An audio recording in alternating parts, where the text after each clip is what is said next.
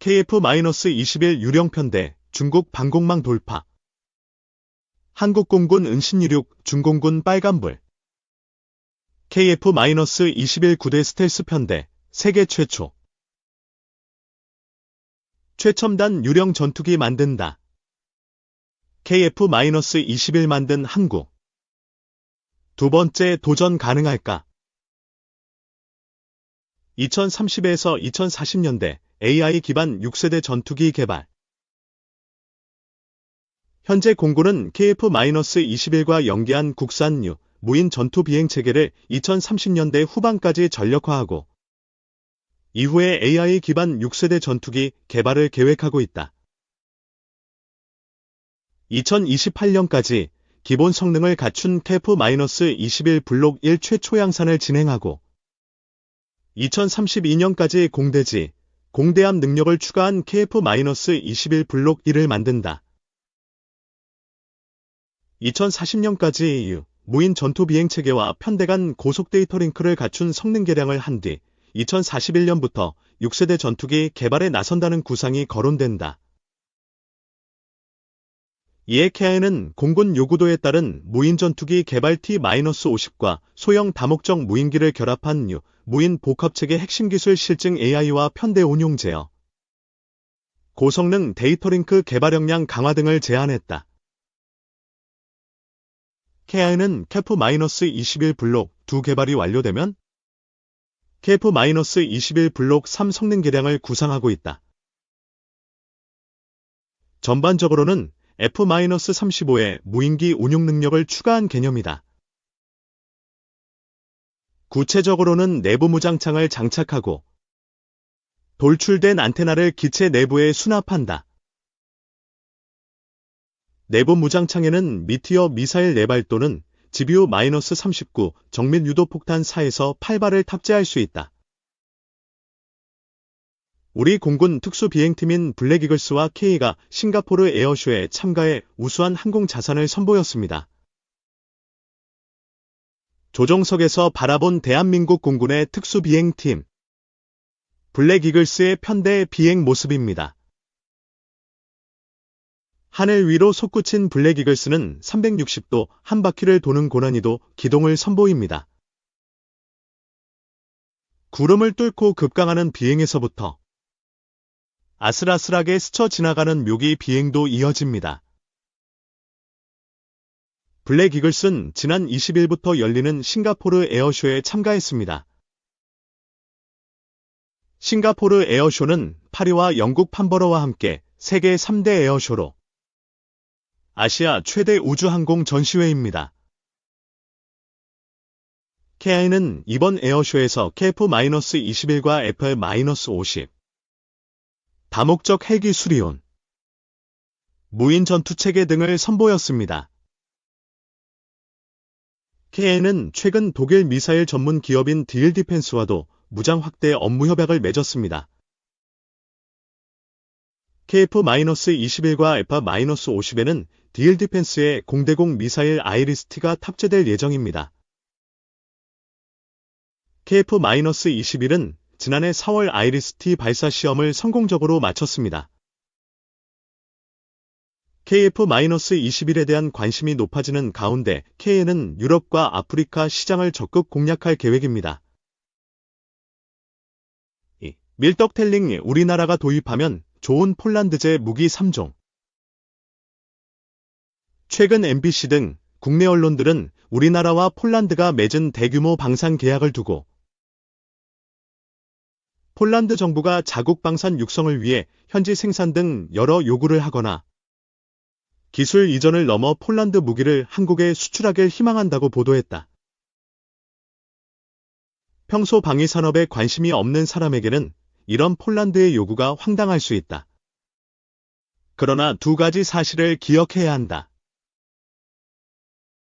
첫째, 이런 요구를 받은 것이 처음이 아니라는 점이다.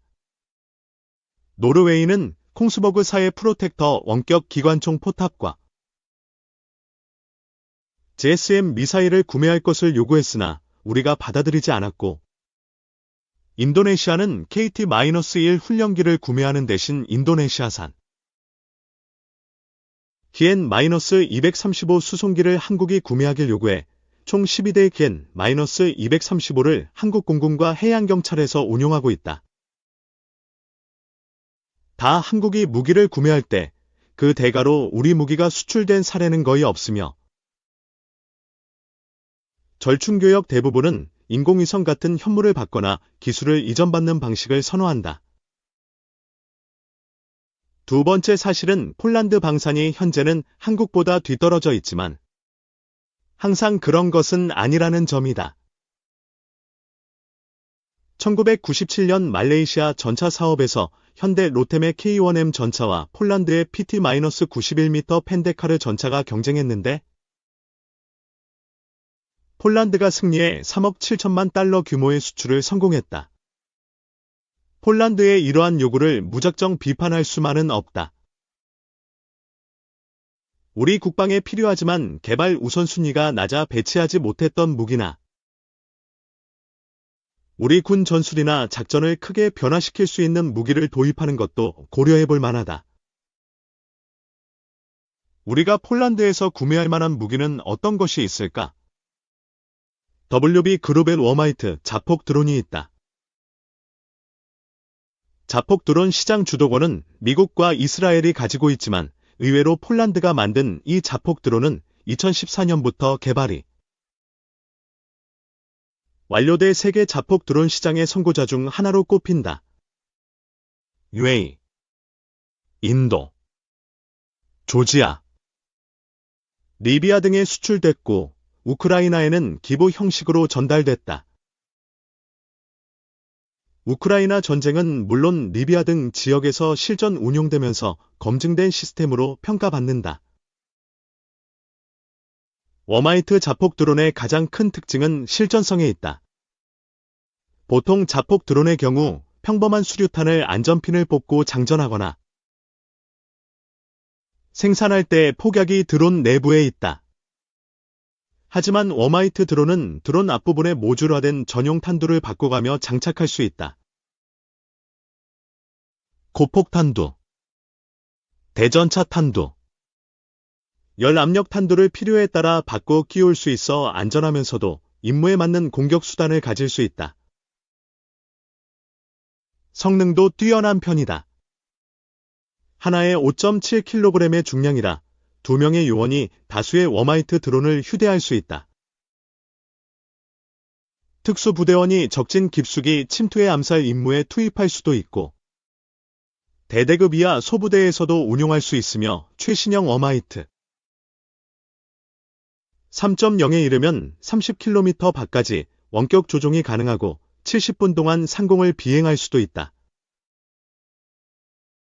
기존 버전의 워마이트에 비해 엔진의 소리가 크게 줄어들었고 최종 돌입 시에는 프로펠러를 접어서 더 빠른 속도로 진입한다. 적이 GPS 방해 전파를 발산하는 상황에서도 목표물을 추적하고 공격할 수 있는 것도 중요한 요소다. 워마이트 다른 버전도 주목할 만하다.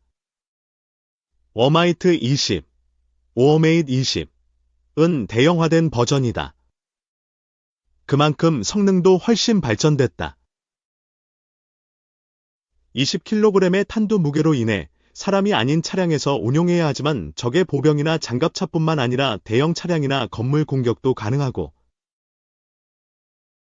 특수 설계한 엔진으로 300km 밖의 표적을 공격한다. 순항미사일보다 훨씬 저렴한 가격으로 적 후방을 공격할 수 있어서 경제적이다. 우리 군이 도입해볼 만한 두 번째 무기는 대공 레이더 및 탐지 장비 부분이다. 피트라드 웨아라 P-18PL 바이스프-에이스 레이더는 한국 공군이 아직 갖추지 않은 초장거리, 초장파 레이더다. 레이더 전파는 파장에 따라 그 특성이 다른데 RF 전파는 파장이 길어 위치 정확도가 낮은 대신에 무척 먼 거리의 표적도 탐지할 수 있다. 폴란드 언론에 따르면 400km에서 최대 900km 밖의 표적을 탐지할 수 있어 조기 경보기를 보조해 장거리 항공기 탐지가 가능하다. 폴란드 군수청도 2023년 12월에 구매 계약을 했을 정도로 최신 레이더이다.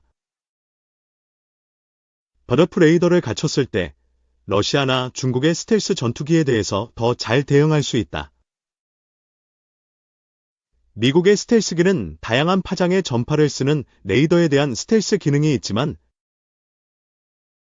러시아나 중국 스텔스 전투기는 아직 전투기용 레이더, 즉 X밴드 대역의 레이더 스텔스에 집중돼 있다. 또한 필레스, 패시브 로컬러제이션 시스템은 레이더라 할 수 없지만 장거리 대공 탐지 능력을 높일 수 있는 장비다.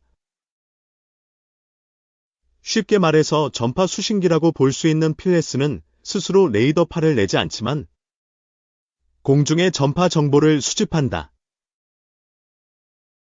4대의 필스 안테나 차량과 지휘 차량으로 구성된 시스템은 두 가지 안테나가 있는데 PT, 패시브 이미터 트래커는 공중에 떠다니는 온갖 전파를 분석하고 분류하여 이것이 아군이나 민간인이 내는 전파인지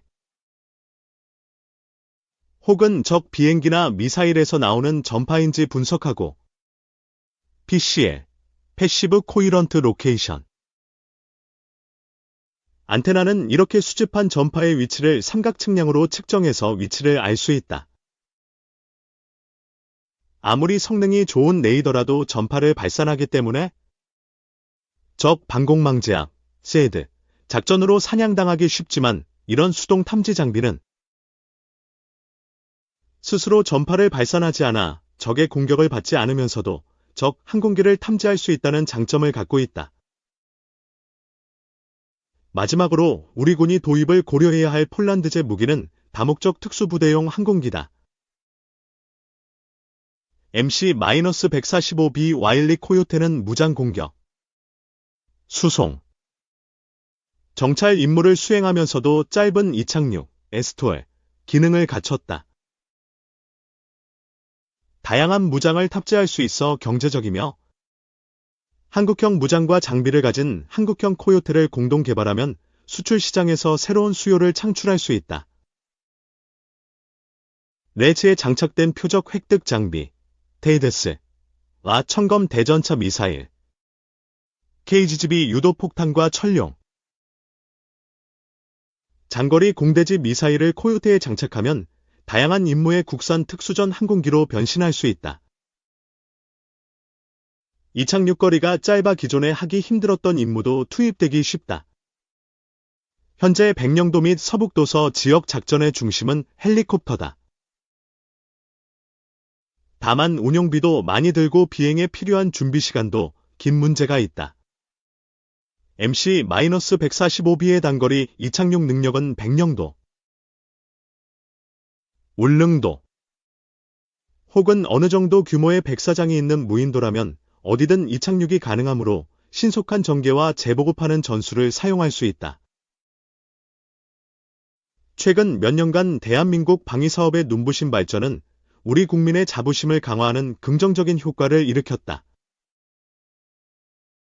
국민의 국가적 자부심을 우리 방위산업이 높이는 것은 매우 좋은 일이지만 실제 수출 사업은 우리가 유리한 조건, 우리만 이득을 보는 것으로 성립할 수 없다. 폴란드 수출 대박에 이은 폴란드의 방산 대박을 우리가 도와줄 수 있다면 폴란드와 대한민국의 방위산업이 함께 성장하고 두 나라의 관계가 더욱 발전하는 상생의 관계를 맺을 수 있음을 명심해야 한다.